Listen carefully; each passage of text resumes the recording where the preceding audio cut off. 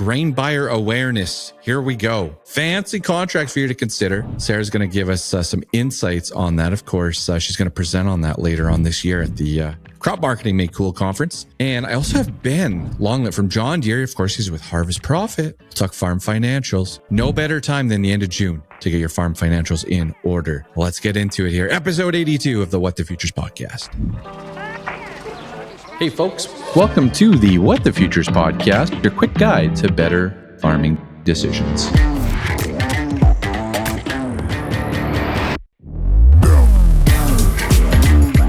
All right, folks, welcome into episode 82 of the What the Futures podcast, of course, recorded in the UPL studio each and every week. And I'll be at the UPL booth here at Ag in Motion in just a few weeks, just a few short weeks away. All right, this is a bit of I'll call it the holiday episode. If you're listening to this, I'm camping with my family, been gone all week, but I have two great guests joining me. I've got Sarah Cochet with Trigger Grain Marketing. Sarah, am I saying that right? Yeah, you nailed it. All right, perfect. And then I also have Ben Longlet from John Deere from Harvest Profit. He's going to join me a little bit later on in this episode. Now, it's important, folks, to just remember that this was recorded on June 18th, and that if we talk markets and market direction, we're both excited because the wheat market climbed like 20 cents today. Now, just remember to check in with your local experts, which Sarah is one of those experts. So if you're listening to this, reach out to her. Sarah, why don't you throw your email or some contact info so they can get the latest? Yeah, for sure. So anybody can call me anytime. I'm always open to chat. My number is 306-830-6787, or you can find my website, triggergrain.ca. Email is Sarah with an H at triggergrain.ca. Perfect. Awesome. 3 great ways to get a hold of you. Because in 10 days, you just never know what's going to be happening in this market, Sarah. I hope they might need to call. Just as exciting as they are this week. That would be great. If I have to project, I hope that I've made a wheat recommendation, because that means that wheat has gone up like $1, right? So I'm hoping if I could project this that I've made a wheat rec, but I don't know. Fingers crossed. Yeah, fingers crossed. That would be amazing. And I hope that the canola market continues on its tear, but for reasons aside from our own drought, I hope that we start getting some rain this weekend. So. You've been on the show before. It's been a minute though. Probably in the winter time was the last go around. You're busy farming as well. You do consulting, but you also farm. What is going on in your neck of the woods this spring? Our crops look good so far. It's June 18th. There's no signs of suffering yet, but my farm hasn't gotten a rain since May 20th. We got a half an inch and that's it. So we went into it with good moisture. We seeded on the deeper side. Things have come up nice, but we're anxiously awaiting the inch that's supposed to come in a couple days here on the June 21st weekend. So if that doesn't come, I think things are going to start to turn the other way. But so far, I'm not too scared about my own crops. They look okay. I work with customers kind of all across the province of Saskatchewan and halfway into Alberta. And there's a huge mixed bag out there as of today. I'm sure I don't have to tell any farmer that some guys have gotten 5 inches and some guys haven't gotten a drop. So it's interesting out there. It's kind of a unique one. Yeah. Would you say like your area, is it the north that's a bit more concerning on the dryness, or can you find kind of pockets wherever? It's honestly pockets. It's the weirdest thing. North of me, like Meadow Lake area has gotten crazy amounts of rain. And then if you go a little bit further south, crazy amounts of rain. Kind of pockets of lots, pockets of a little, and pockets of none. There's no real widespread areas because the clouds have seemed to be really spotty, I guess. Unload in one spot and then skip right over the next. Well, I'm having a weird afternoon here. These storms are just popping up all around, and it's really intense thunder, but and super dark clouds, but no rain. It's just one of those ominous type of afternoons here right now. It's quite interesting. You kind of look up wow, that's crazy. Just thunder and nothing else. And I don't know what's going on. So, yeah. Yeah. The other day we were driving home and there was thunder and crazy clouds all around us. And I thought, oh, for sure the farm's getting a shower. And we drove up and the road was wet until a half a mile from home. Like, oh, jeez. Just right there. Dust, the road turned right back to dust. It just shut off right there. So I feel like that's kind of happening all over. So our farm's going through a similar thing. Like we did get some rain here this last weekend, so it's coming, but same thing, right? Just nothing for precipitation, and it's been impacting my crop marketing a little bit because I talked about kitchen window bias on the pod a few weeks ago, and I try not to let it influence me, but yet, when you're chatting with and walking on the farm and walking in the dust, seeing what's going on with the crop, it's hard not to form an opinion, a strong opinion in one direction or the other. And like you said, it's pockets here and there and mixed all in between. It makes it really, really challenging. So yeah, it makes it hard to make decisions too. Yeah, 100%. So let's talk about decisions. Let's talk about consulting right now. Obviously the canola market, comes back from the dead to some degree. I was so concerned. I was in front of farmers this winter highlighting all these bad things that were around us. And then little by little, they started to, we started to chip away and get some positivity, get a change in narrative. How are your farm clients kind of feeling right now? Are they pretty excited about how this market's starting to wake up? What are you kind of seeing out there? Yeah. I mean, it's hard not to get excited as a canola grower. Like all the farms that I work with grow canola. So I didn't really expect to see what we've seen over the last, 5 days here. This extra little leg of pop up. So, anytime you see a primary crop like that rallying up like $1 in a week, $1 bushel, it's super exciting. The confidence hasn't been high to take bigger bites and make bigger sales yet, just because the rainfall has been so spotty. So we're working with a lot of different strategies to kind of protect a floor, keep the upside a little bit open and layer in the prices. Because like I said, a couple weeks ago, I didn't think, unless it didn't rain at all, I did not think we were going to see this kind of pop. So it's really exciting. It's really exciting for everybody. I'm with you. I'm with you on that one, thinking, well, if we do see this, it's because of a major production issue, and then we wouldn't have any bushels anyway to sell. So this is nice here. Hopefully these thunderclouds and this forecast produce some rains for everyone, and we get those bushels too. So I had Susan Stroud was on the last week's episode, and she said something along the lines of, we're talking about crop marketing when markets are high. And she said, if you're not, as a farmer, if you're not sitting on the edge of your seat, like concerned about your production, like if you're not doing that, something around when you're doing that and trying to sell, like that's when the highs are, like you're sitting at the edge of your seat, kind of worried about what's going on. That's when the highs of the market are and when you should be selling. And I feel like we're kind of on that right now, on that cusp. So I think traditionally the highs would have been seasonally, the highs should have been behind us by now. So like I said, this little pop the last week has been kind of a little bonus. When you farmers planted their crops and verified what they planted with your clients, did you see any big change in acreage for the spring? Like the Stats Can report might come out the day of this episode. I can't quite remember, but did you notice a swing in acres, or was it kind of consistent? Canola and wheat acres were very, very consistent with the people that I work with. And I think most of the people in my area. There was a movement a little bit away from peas and a little bit into some different specialty crops. Yeah. Far, it's still looking like peas certainly aren't knocking anybody's socks off these days. So, but yeah, I'd say canola and wheat acres are essentially the same. When wheat was 7 and peas were 9, I was looking at it like, well, Yeah, maybe peas weren't quite 9 in that same area. Maybe they're 850, but the yellow peas looked a little rosier at that moment. But yeah, we'll see. We will see. But wheat's just so easy to grow, Ryan. It's so easy. Hey, we love it. We love growing wheat. Like that. It's the best harvest day when it's a nice warm day and everyone's just cruising and the bushels are pouring in. So it's a good day. Yeah.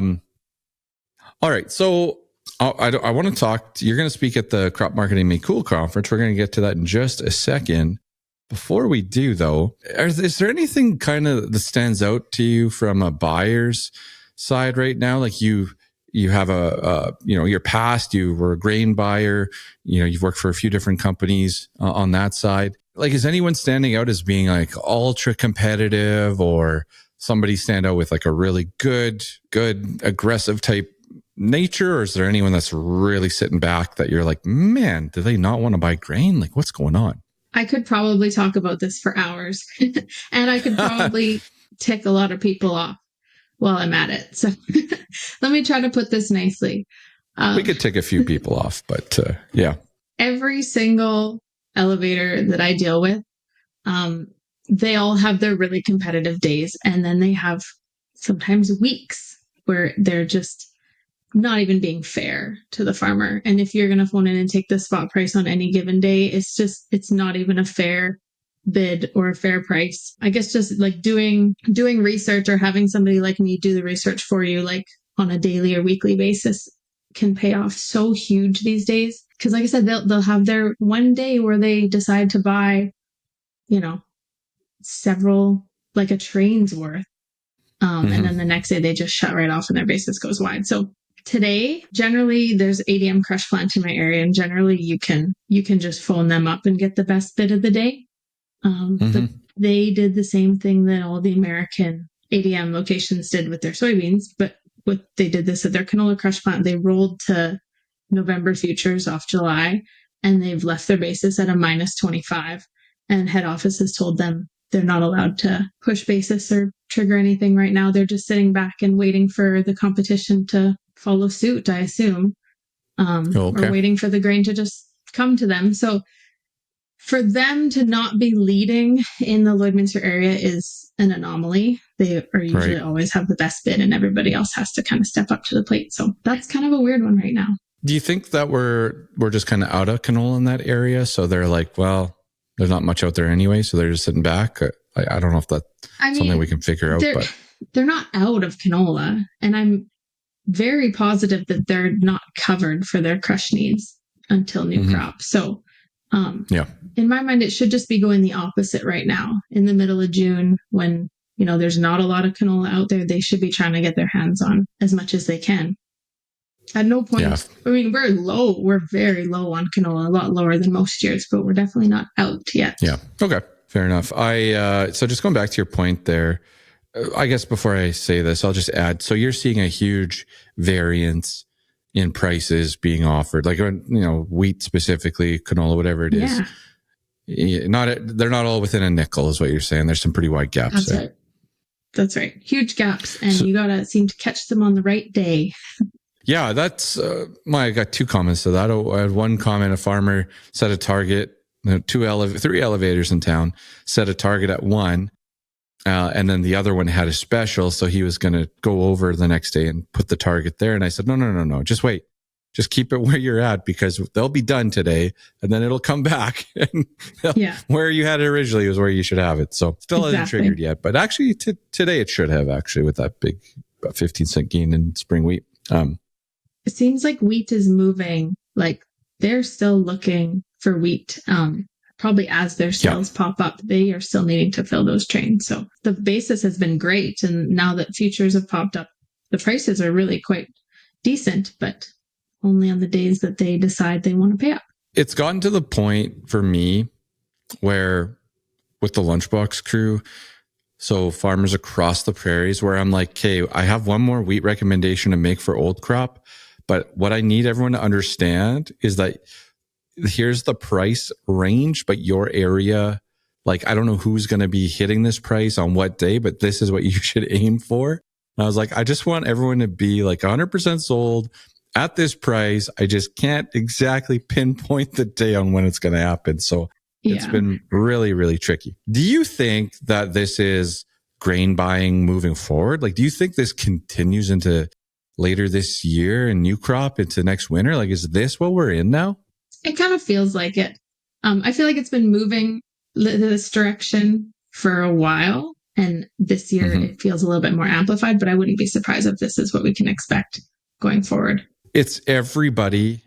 And so I would say you kind of see this when there's a product that's a bit short, like when, there's something that there just wasn't a lot of, and then one elevator would really stand out because they had an order that they had to fill and away they went. But this is everybody, and it's definitely on wheat. Seen it on yellow peas as well, obviously on canola. But it's and there's wheat out there. There's always wheat out there. It's not like we're short wheat. Yeah, it'll be tighter, but it's kind of weird. Like there's wheat everywhere all the time. So it's confusing. All right. My last comment on this one is, I'm going to say Richardson because this did happen at a Richardson. But farmer has a target, triggers, goes to haul, fills the contract, and then says, well, I'm going to clean out now. I don't know what I have left. Pretty common thing on the farm, right? You don't want to over contract because when I do that, my dad gets a little, is a little fired up with me at times. And so they said, yeah, just bring it in and we'll handle it as it comes in. His contract originally was like $880. All right. So he hauls it in on the same day. They throw a $9 wheat special out, but they settled his loads before. So he hauled it in, settled his loads at, I think it was $830 a bushel, $840 a bushel. Let's even call it $860 a bushel. Let's be friendly to it. Settled it at that, the spot bid. And then they threw a $9 special out right at the same moment. And he's like, what's up with that? Like, and I'm like, yeah, it's just. That's unacceptable. You think you'd get the benefit of the doubt, right? Like you think you'd get the benefit of the doubt and the buyer there because they have the merchants in house. They would just say, no, let's just make this optically look good. And nope. He asked, he's like, hey, yeah. In my mind, like futures didn't rally 70 cents that day for them to have the $830 to $9 difference. So what's the difference between you were willing to pay the higher basis to hit that $9, 2 hours later, just for the PR, for the relationship with the farmer? Like, come on. That's what I went back to as well. I'm like, okay, if you want to be like by the book and you say I'm hauling this spot, that means something different. Like, I think you have to be aware of what you're saying, but as optically and as like, buyers, I tell this to farmers all the time, like they're out there selling. They're out there selling, right? And you get to vote with you used to say vote with your check, but we kind of vote on where you're going to do business. Like it's still a human element to this and trust and sales. And I'm like, that's just a super easy one that you turn into, hey, just so you know, this was our spot bid, but this special came out and I'm giving you this price. A big happy situation. Maybe it definitely leads to a good conversation, some more business down the road instead of we're just going to take our pound here at this moment and, see you another day. Right. Like just, I don't know. It was didn't feel very good. It's unfortunate. It feels like there's more of that going on than the happy stories lately. I've been in a few frustrating situations like that as well. But I will say there's been the odd time and the odd grain buyer that has gone above and beyond this spring. Oh, for sure. I just phoned G3 this week to sell some new crop canola. And I didn't expect them to push basis at all because honestly, they don't really have to. The futures have done a lot of work. And I just asked, because I always ask if they can do any better. And they gave me another $10 a ton on basis just because I asked nicely. Just nice. G3 Maidstone going above and beyond sometimes. There we go. There we go. A little positivity in the grain buyer conversation. It gets nobody wants to talk about this. It gets sensitive out there. The people listening, it gets a little tense, but this is just how business happens. And thank you for putting some positivity in here as well, because there are many positive things that happen. So good on you. Crop Marketing Made Cool conference in Moose Jaw this year. You were on stage with me in Drumheller co-hosting. And I am begging and pleading for you to co-host again with me this year. Because as you know, there's a lot going on stage. So I need more than one person up there. I would love to be there and help out again this year. It was so much fun last year. I think that the farmers that came, they found like a ton of value in it. And it's a lot of work on your end too. So I'm happy to help. I'm happy to be there. I'm happy to put on a breakout session. So your 1 second pause there, I don't know if it was my internet connection or if you paused, but my blood pressure did climb for a second there. But yes, it's a pile of fun.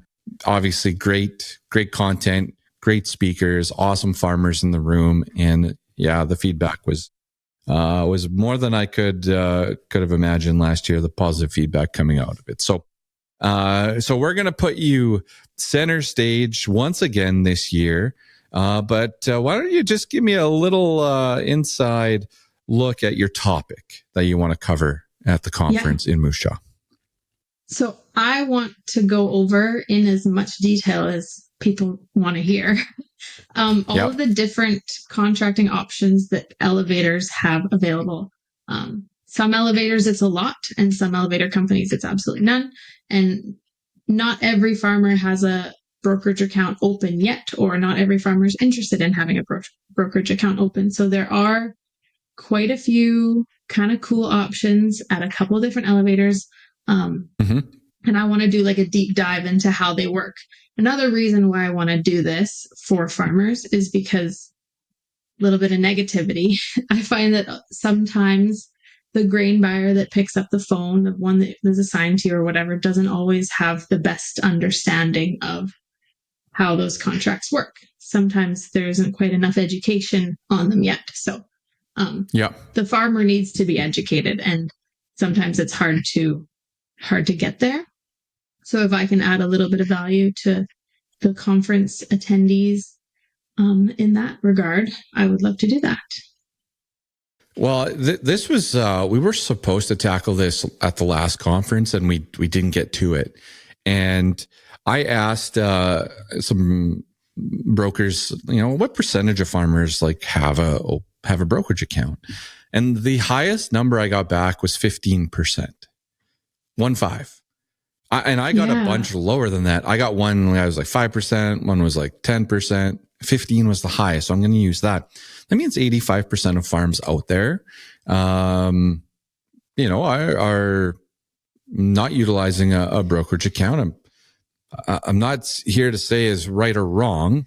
It's unfamiliar, and there are amazing stories and books that have been written about some of the errors and the issues of past years, or like a couple decades ago, what happened, right? But I know for me, having that account right now on our farm, like we've been executing strategies based off the very little precipitation that we've received. And anyways, so this topic is super important because the language out there, you could have 3 grain companies show up with the same contract, but they have marketing departments, so they've named everything differently. And they all have different explanations trying to get to the same end goal. So we might have to do like 2. We're definitely going to do it twice. We're going to have to get you to do it twice, but there might be a part 1 and a part 2 to this, because it's not just like, here's 2 things that are out there. Like, there's.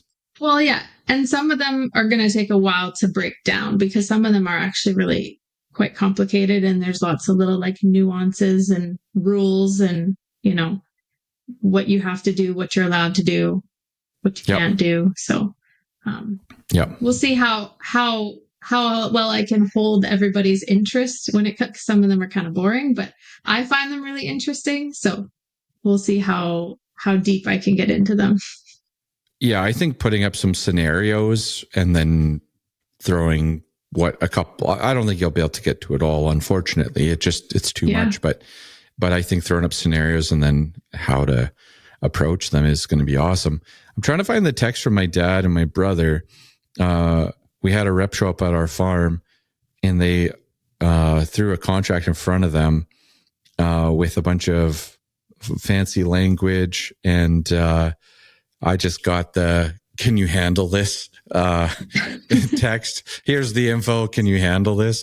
And then I was looking it over. I'm like, you guys didn't do this, right? And they're like, no. I'm like, good, because you're committing like double the bushels if this actually goes through. So like, we're in a drought, guys. Remember that. So imagine having a rep bring that to you that doesn't actually fully understand that contract. So they're not able to fully explain to you how many extra bushels you could be committing. Like, it's kind of scary. Oh, I'm sure they'd be very tolerant and lenient and just let you out of that, right? Tongue in cheek. It's so when you were buying grain, did you have some of these tools available to you? Could you go and phone a farmer and say, hey, I got something for you? A lot less than there is today. I worked for Viterra and ADM, and Viterra's come actually a really long ways in the last little while with their tools.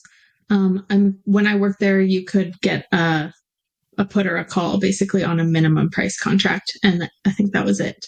And ADM would do a few things. Actually, they've gone the other way. They used to do a few options for you, and they only have, I could be wrong here. Now they just have an averaging contract, like a daily average price contract and nothing else in Canada. In the drought of 21 at ADM, my call options there paid for my buyouts. Like those calls were well in the six figures. Like it was a big number. And anyways, so when I was buying grain, again, first year I bought grain, we sell the Canadian Wheat Board, right? So I'm going back a couple of years here. But I worked for another company as well that probably has the most tools out there. And there's a budget associated with this. Like here is welcome to your Monday morning meeting. Have a cup of coffee. And by the way, this is what we're selling this week. Here's your training on it. Here's your conversation on it. And everyone has to go out there and do whatever it was. Go do a contract, go do 5 contracts, go do whatever it was. So I want people to also realize, and I'm not saying this is a good or a bad thing. Like obviously it's part of a sales role to go and sell something, but don't forget that there may be some incentive, either a commission, a bonus. Maybe it's, you go buy a last truck I bought. I asked the salesman, what are you going to get for commission on this deal? And he's like, yeah, we don't really do that anymore. He's like, on Friday, I get to pick an envelope and it's got a prize in it. I'm like, oh, all right, that's different, but whatever. And anyways, there's a carrot there, right? So don't forget that. It's not just, hey, I'm here as your risk manager, your friend, doing this out of the goodness of my heart. Maybe they are. Maybe they are at times. But, Sarah, I can see this is going to be a spicy episode with everything we're talking about. So, oh my goodness. So, man. I just can't. I know, everybody has a job and everybody has to hit their sales targets or whatever. But like, I just want your listeners to remember that contract may never be right for you, or it might be right for you in the fall, or it might be right for you next year, or it might be something that you don't want to touch with a 10-foot pole. And it's just so important to talk to people, or like, call me, call Ryan, like have conversations with like an unbiased third party. Because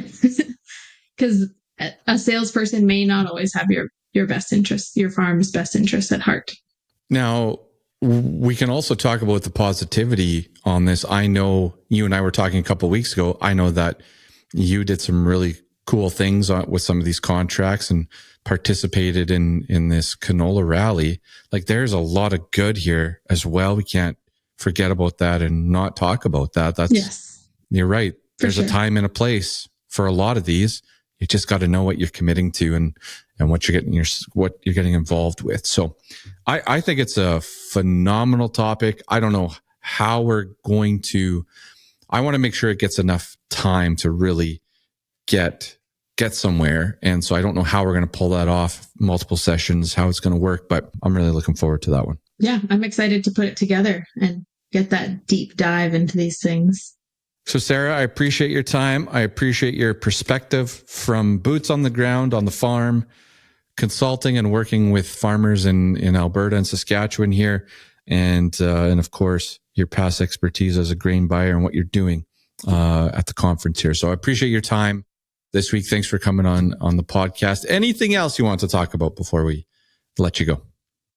No, by the time this comes out, I hope that we've all received a solid inch of rain and our crops look fantastic. I'm with you. Let's have a nice end to June here and a great start to July. So thanks again, Sarah. Have a good summer here. We'll Ryan. Talk soon. Take care. You too. See you. All right, folks. Again, this is a vacation episode as I'm out camping with the family. So we're not going to do much for eating your veggies and a market update. I will have some closing comments after my conversation here with Ben Longlet from Harvest Profit over at John Deere. Of course, Farm Financial's very close to my heart here when it comes to my role on the farm, and Harvest Profit, something that we use each and pretty much every day. So let's get over to the conversation here with Ben. Of course, you can find their information, harvestprofit.com. And again, I cannot stress enough, when you get a canola rally like we've seen in the month of June, and you get to watch those numbers climb, you want to take a little emotion out, see some real numbers, it might help you pull the trigger here on some of that grain. All right, let's get into it with Ben. All right, folks, I've got Ben Longlet joining me this week on the What the Futures podcast. He is with Harvest Profit, digital specialist. Ben, welcome to the What the Futures podcast. Thanks for having me on, Ryan. I'm a big fan of Harvest Profit, Ben. We use it on our farm. It's one of my goals for 2025 is to become this like a super user of Harvest Profit. And I'm not there yet, but I'm improving every month. I'm improving, and that's important. I'm going in the right direction. So I'm excited to have you on the show. I wanted to just kick it off right away. You talk to farmers all the time. You've actually been in my backyard doing presentations as well. You travel around. What are farmers sharing with you when it comes to the impact that this, financial platform is having on their operation? Yeah, so I get a lot of experience talking to farmers firsthand, hearing exactly what they've seen Harvest Profit change in their farm. And a lot of the questions, or a lot of the answers we get from people is that, Harvest Profit has helped them dig into their farm to a different level, a different financial lens. It's given them to look into their numbers from a different perspective, maybe. We focus on drilling down to that crop year and farm level financials. So we actually understand not just what cash flow came in and out during a fiscal year. We look at what did it take to build that crop? What did we get for revenue from it? And break that down to that crop level, acre level, entity level, and really give that in-depth view of all those financial metrics. Yeah, I'll speak on some personal experience here, but for me, it takes a bunch of emotion out looking at numbers, takes a bunch of emotion out on what we're doing, but being able to break it down by crop, by field, by landlord. I don't know. It's just very, very powerful. So, all right, Ben. So tell us a little bit about yourself, your journey. How do you get to be a digital specialist at Harvest Profit? Where do you come from? Tell us your story a little bit. Yeah. So I started out growing up on a farm in Amenia, North Dakota. So that's just northwest of Fargo, North Dakota, where we're based out of right now, out of our office. Yeah. And so I grew up in the farm background. My schooling kind of took me through this precision ag degree. Went to Lake Region State College in Devil's Lake. Ended up working in the seed industry, doing some different things with mostly precision ag background. So, okay. That was that time frame of really getting into new technology, variable rating, drones, different imagery type stuff.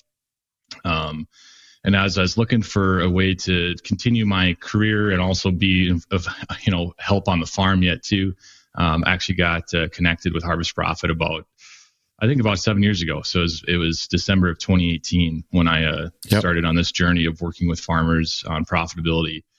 And at first it seemed like a kind of a different path. But, when we look at Harvest Profit today, we're so deeply connected to that farm data, understanding what was applied where, how much is applied, whether it's variable rate, how you're doing things. And really it's come full circle now. I've just combined the financial aspect to the precision side. Awesome.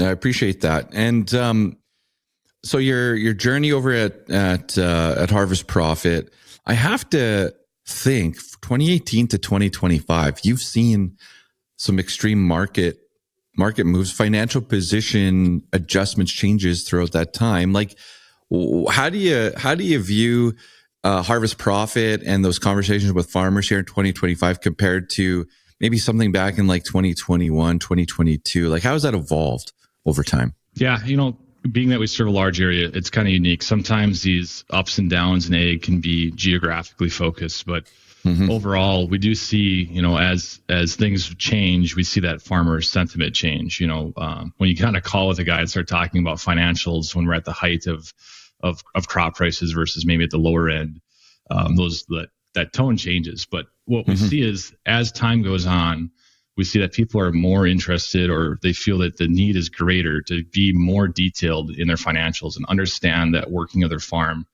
and treating it like the true business that it is. It's farming has changed a lot over time.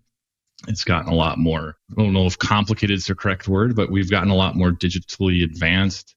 And as that comes along, farms are growing. The amount of money it takes to grow a crop and invest into a crop is growing.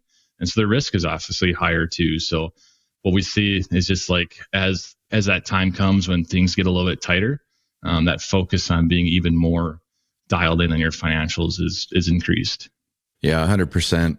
Our farm right now, we have we're in a little bit of a dry weather issue, a bit of a drought situation going on. It's early, right? We're still optimistic, but we were talking about figuring out our chemical application here, and it's $350,000 that we're talking about. It's a big number, right, when it comes to making these decisions and timing. But anyways, I'll digress. What have you seen? I don't know if this is a fair question, but what have you seen from maybe demographics, but has the user base, has it evolved over your time as well? Is it all scopes, farmers from every area, every background, every age group that are engaging? Has that changed at all over the last 5, 6, 7 years? Yeah, I think you'd be surprised. We get farmers of all different stages. We have people that are just starting. We have people that are nearing retirement. It could be that they know that they're going to be winding down the business and they want to have just that kind of extra grasp of the numbers, and really there's no time's a bad time to get started. So whether you're at the end of your career or at the beginning of your career, it's always good to be more in tune to the background of your business. But I do see that younger generation that's coming onto the farm, they do feel that maybe they're more connected to the numbers side of it. They're more business focused. They're maybe not the type of farmer that we think about 20 years ago that just wanted to work in the shop and drive the tractor. We're seeing this kind of generation of people that are more maybe of the business minded people joining ag. But I think that's partly to do with just the mechanics of it today. Like we've talked about, those are some big numbers when you look at what it takes to run a farm. And that's, we're seeing that shift to that mindset. Yeah. I want to circle back to something you said there about, never a bad time to get started, because if Ben was going down the road and looking to buy a business, a corner store of some sort, whatever it is, you're looking for that track record in those transactions, right? You're looking back to be like, well, how's performance been the last number of years? And if you can have a little bit of that data and those numbers, like, it could be pretty powerful as on the later stages of your farming career. So I don't know if you agree with that one, Ben, but I just wrote that down as we were talking. Yeah, it's hard to make changes if you don't know what you're changing. You got to be tracking your numbers to be able to improve on them. So that's a great point. So I want to dive into harvest profit now in just a little bit more detail. Like why does it exist? Why do we have harvest profit? Yeah, we saw a need for people to understand like their cost of production better, because it's like when it comes to making those marketing decisions of whether I should sell grain today or not, if you don't know what your cost of producing that product is, it's a hard decision. And like you said earlier, it's emotional. There's a lot of decision making that tends to be emotional in ag. And, when we started Harvest Profit, or when the business started, it was the mindset of, we want to ease that emotional decision making and turn it into like, let's use the facts of our business to make these decisions. Yep. We hear stories of people that talk about at the height of the grain markets, they were scared to sell because they might miss out on the opportunity of it going higher. But when you don't realize, if you don't know your numbers and realize that opportunity of selling at that high point is bringing you in this much profit, until you can understand that in your business, you're getting that, it's going to be an emotional decision. And so that's kind of where the big need comes from, is there's a lot of decisions to be made on the farm, and they all tie back to the numbers at the end of the day. So let's use this data that we're already collecting, put the numbers to it, and just help ease the mind of producers as they're making these decisions. Yeah, 100%. That was a generational wealth generating event, right? That was big back then. Man, if I could just turn back the clock just a little bit here, tackle that just slightly different. But anyway, all right, good stuff. I want to tie in now what one of the things that got me excited. So just to give some perspective. So I'm from a farm perspective, I am the crop marketer, the gatherer of input prices, fertilizer trends. Like, that's my contribution to the farm. That's what I focus on, the numbers and selling the stuff and buying the stuff. My brother, a couple years younger than me, and he's the golden child, because he's the one who could fix anything. He's the heavy duty mechanic, and he makes the operation flow. And what got me excited was that his excitement for John Deere Operations Center and how that can impact and influence what he's doing on the farm. And then for me, looking at Harvest Profit and seeing those two tie in so well together, he's excited about the operation side. I'm excited about the number side. We were able to kind of get on the same level here about our financial position plan on the farm, just integrating those two. I want to talk about, John Deere Operations Center and how that ties in with Harvest Profit. Yeah. So we are we're a connected software company into Operations Center, meaning that we can pull in that data that you're already collecting and use that for that financial analysis. So whether you go out and you spray a certain set of chemicals, you're planting or seeding different rates of seed, at the end of the day, Operations Center is recording that data, and you have it in a place it's held. And if you're good at recording all that information into one place, it makes Harvest Profit setup really seamless. We can pull in your fields, your acres, your products, your rates, and it starts pulling that picture together. And we're going to combine that agronomic data with the financial data and your operational data into one place. So the integrations are great. It makes it quicker to do this analysis. It makes it easier. And at the end of the day, you're putting the accurate numbers because it's coming right from the machine data. Mm-hmm. Yeah, to set up, for me, it was incredible how fast it was to just get a plan set up using John Deere Operations, getting it over to Harvest Profit, and just making that side so easy to work with. Okay. So you've traveled in Canada. You've traveled to some of the dealerships in my area. You've done some workshops. But I want to ask, a Canadian farmer listening to the podcast this week, what's their introduction to get familiar with Harvest Profit? Like, how do they take the next step here? What does that look like? Yeah, so there's a couple different ways you can learn about Harvest Profit. So, the first way is you can just go directly to harvestprofit.com and you can find our website and dive in there. Mm-hmm. But additionally, being that we're a wholly owned connected software company by John Deere, you can find us within Operations Center. So if you're in the Analyze tab in your Ops Center account, you'll see there's a Harvest Profit link. It'll bring you to more information, help you get that account set up. And then also we are partnering with dealers, working with them. So if you go to your local dealer, most likely that, your intelligence solutions, your IS department, those are the people that have been working with Harvest Profit Mm-hmm. and would know enough about it to answer some questions for you and point you in the right direction.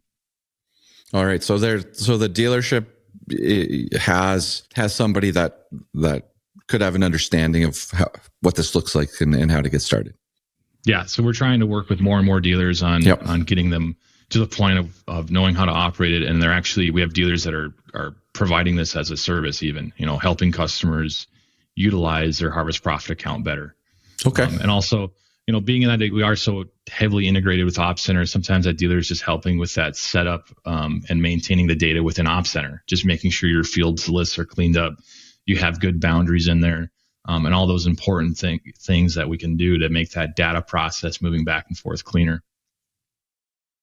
We have an individual in our local dealership that really enjoys this side of the business and really takes leadership on this side. And often they're the ones who are introducing things to us or pushing us along to get a little bit better at it. So it's really nice to have that, just that back and forth, which is appreciated.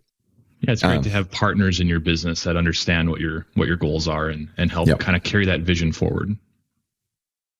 All right. So I wanted to go now to talk about some features here. I think I know you regularly are putting out some updates and some new stuff, but what's kind of new these days on the Harvest Profit side? And let's talk about that for a minute. Yeah. So, our newest feature that we've released is going to be our equipment cost feature. And this is the ability to start looking at all the pieces of equipment you have in your Ops Center account, pulling that into Harvest Profit and starting to put some financial details behind it to understand what our true cost is per year to operate that piece of machinery. So what we're going to look at is like total hours used, purchase price, any loan details you have on it, and start looking at some depreciation, estimating depreciation, repairs, if you have maintenance or other costs like your insurance, things like that, and pulling that all into one picture so you know exactly, like the hard cost of owning that piece of equipment for a year. Because a lot of times we'll estimate maybe like a cost on a pass per acre basis. Maybe we say planting and seeding is so many dollars per acre. Yeah. But that doesn't give you that true cost of that ownership of that piece of equipment. And it also doesn't show you the kind of the economics of scale of if you do add land, does that piece of machinery actually cost more one for one for acre that you add? Are you able to kind of extend that life of that machine, or that you maybe you do that maintenance once per year? If you can get a few more acres on it, it actually is going to decrease your cost per acre. So that's one tool that we're working on, or it's released now, is really just diving into the equipment side of it. And another one we've kind of, it's been out for a little bit longer, but another big one is just our profit mapping and the ability to start diving down deeper than like we used to always be field by field level, and now we can do that like individual within a field, that geospatial analysis. Yeah, I had written down profit map here, and that's one of my goals this year is to make sure we have that to analyze later this year. So that's one of my goals I put down. I just go back to equipment for a second. So are we just talking about just the big stuff? Like, would you throw the combine in there, the sprayer in there, maybe the 4-wheel driver, or would you go even further and get some of the smaller stuff figured out?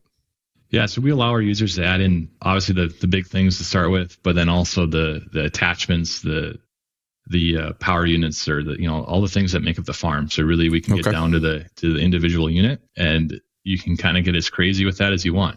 If you want to have anything that moves as part of your operation tracked in there, it's very possible to do it. Yeah. Okay, cool. Well, you and I are going to connect on that on another day, or I'm going to check out a YouTube video and get that figured out. Perfect. Yeah. Awesome. All right. Now, just going back to my comment about my goal of being a better user this year and super user, like how can farms move the needle here on that side? How can they join me in that journey of getting better at using Harvest Profit? Yeah. So once you're in Harvest Profit and using it, I think the more you use it, the more you learn, kind of thing. And that's kind of sounds, generic, but it really is like, once you start seeing those numbers in your farm flow through, you're going to start asking yourself more questions and understanding more about your farm that you didn't before. Mm-hmm. And that's something so I use Harvest Profit in my own farm. And it's just something I realize that every year I get a little bit more knowledgeable about what influences my profit and loss in different ways. And I can maybe make some assumptions before even having to put it in the calculations anymore. But just the more we use it and the more we ask questions are really going to be what helps you get to that power user status. But the big thing is that every user should know about is that we do have unlimited support. And so when you're in your subscription or when you're using Harvest Profit, like you have access to call our team, and it's a in-house support team that knows everything about the software. Right now, everyone on my team either came from a farm or has a farm background, so they understand agriculture. And, we're here to help you. We want to walk through these questions, these scenarios, and it might not, you don't have to contact support just when things are wrong. We'll do account reviews. We'll do, just conversations like this about what can I do better? And we'll walk you through that process. Well, thanks for not throwing me under the bus on that one, because I have asked a few silly questions in the day as well. So I've used that support more than once. All right, good stuff, Ben. I appreciate you coming on the show this week and giving us a little more insight into Harvest Profit. Is there anything else that you want to talk about that we haven't covered? I think just, if you're out there and you're wondering about how can I track my numbers better, and this sounds like something that's interesting to you, we just encourage you to give it a try. We do offer a 14-day free trial. Go to our website, go into Ops Center, like I said, and hit that drop-down link in the Analyze tab. And just check it out. So if you're a farmer in the U.S. or Canada right now, and that seems like a need on your farm, just give it a try. Try out that demo. Talk to our team. We're here to help you out. Sounds good, Ben. I harp on the listeners to spend some time in the office every week, focusing up on that crop marketing plan. I'm brushing off the dust, and I know it's hard to do, especially in the busy time. But there you go, folks, harvestprofit.com. Give that a try. Ben, thank you so much. Have a great rest of your day, man. Thanks, Ryan. All right, folks. A great conversation with Ben. I had Ben present. I've seen Ben present a few times as well. So always appreciate that expertise. So I said I wouldn't do eating your veggies, but I did break out the crop marketing plan checklist because the month of July here is days away. So here's what we have on the checklist. I won't go through all of this because there's about 7 here listed, but the one that I have, or a couple I have here, I put update your cost of production. Now you've gone through the cycle, your spray season as well, and there might be that fungicide application coming up shortly, but you can kind of bake in some of your input costs here as well. So first week of July, crack a cold one and put your feet up with your laptop on the patio and update your cost of production. Doesn't that sound like a nice afternoon? But I again, encourage you to look at that. Look at your budget. What did you budget versus your cost? Because you're in it now. So how you doing? Get fertilizer quotes for next year. If I got to pick a most popular question for the Lunchbox crew is, do we buy summer fill urea? But get those quotes, all right, for next year's acres. And I've got review outstanding targets in here as well. Of course, we've had some great market action in canola, some market action in wheat approaching, as I'm recording, the 6-month highs. And so how you doing on those targets? And updating that crop marketing plan. All right. So great episode. Thank you, Sarah. Thank you, Ben. I will be back live on Tuesday, and we're going to keep going with the live comments. If you have any questions, hit me up, Ryan at whatthefuturespodcast.ca. Subscribe to our YouTube channel. I'm trying to get to 500 subscribers by the end of summer. We've had a lot of fun this month. We had our hockey pool wrap up. We gave away hockey tickets. Oh my goodness. I got a contest coming up for you right away once again here in next week's episode. So let's wrap it up here. Episode 82. Thank you so much for joining me. Talk to you soon for the What's Futures podcast. My name is Ryan and I'm out.